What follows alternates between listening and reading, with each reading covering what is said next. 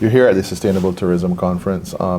Just your thoughts generally. You spoke yesterday on a panel that looked at nature and nurturing nature for sustainable future. Your thoughts on how the conversations have been going thus far?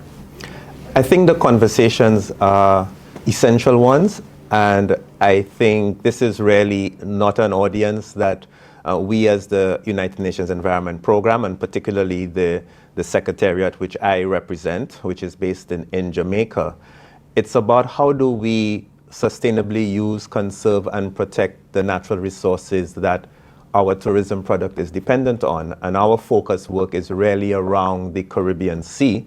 So how do we find that balance between safeguarding our coral reefs, our mangroves, our seagrass beds, but how we also explore the opportunities that could provide for livelihoods, including for longer-term sustainability of the tourism product.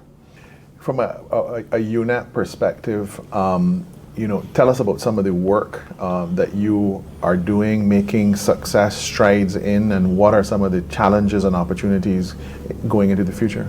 I think, first of all, traditionally UNEP would have been working primarily with governments, looking to improve policies and legislation and regulation.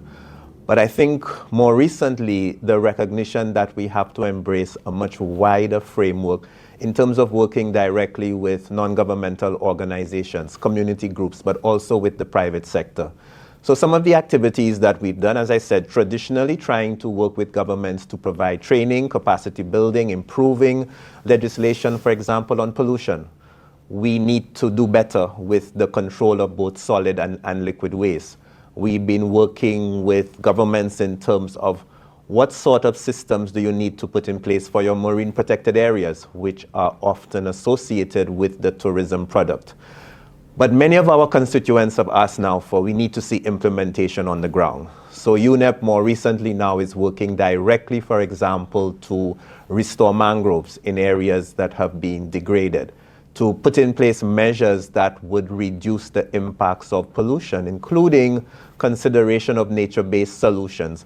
What that basically means is that too often we've been looking at end-of-pipe treatment, big infrastructure that most of the islands in the Caribbean cannot sustain. So a lot of UNEP's work is about identifying where are some of the best practices, both from within our region but from outside, what's more applicable to our small island developing states, and actually moving towards implementation. How can we actually do on-the-ground projects that would reduce on the stresses that our tourism product depends upon? Talking about implementation, we're at the 30-year anniversary since the Barbados Conference on Small Island Developing States. UNEP would have had a role there in terms of that conference being a UN conference. We're 30 years in the aftermath. There's going to be a follow-up event in Antigua and Barbuda next month. When you look at the Barbados Program of Action, which was adopted in 1994, 30 years hence, your thoughts in terms of the progress we have made as it relates to implementation, and if there's been a lack of progress, how can we accelerate this kind of action?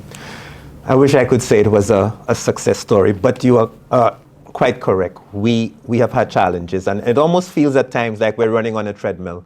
We're making progress, but then the issues are becoming almost insurmountable. So we never had to face the issue of sargassum 10, 15, 20 years ago. We didn't have to face the issue of microplastics. So we do see success, we do see a bit of progress, but I think we also see the challenges. And why haven't we perhaps progressed as much as we could have? I think it's something that has come up during this conference here in Grenada, our partnerships. We are still working a bit too much in silos. We still have very much sector-driven approaches. The private sector has been engaged, but not been engaged as fully as I think they could have. They have to be at the table from the beginning, in the design of the interventions, in the monitoring of the interventions, and in the implementation and evaluation. And I think too much it's either been public sector driven or private sector driven or advocacy from civil society. We need to bring everyone to the table at a sort of equal footing. We really haven't engaged our youth. I'm amazed by how much young people now know about some of the issues that we are facing, whether it be climate change, pollution. we're not using them. We aren't really empowering them in terms of where are our new early career professionals going to come from. So I think as we look forward to the conference in Antigua and Barbuda, I think we have to celebrate what we've achieved as small island developing states, but we also have to be real in terms of what we haven't. Capacity to execute, capacity to design projects and programs, and capacity to say it doesn't have to be all done by government agencies. Is there an issue as it relates to the international community and donor funding to advance progress, given the fact that there are so many other competing priorities as it relates to small island developing states, but then we bear the brunt of carbon emissions and global warming, etc.? Yes, I think we've had a few spokesperson, Honorable Prime Minister from Barbados as one of those on the international arena, really calling up the international donor community in the fact that, yes, as SIDS, we are vulnerable, but we can also respond if the necessary resources are earmarked and the capacity built.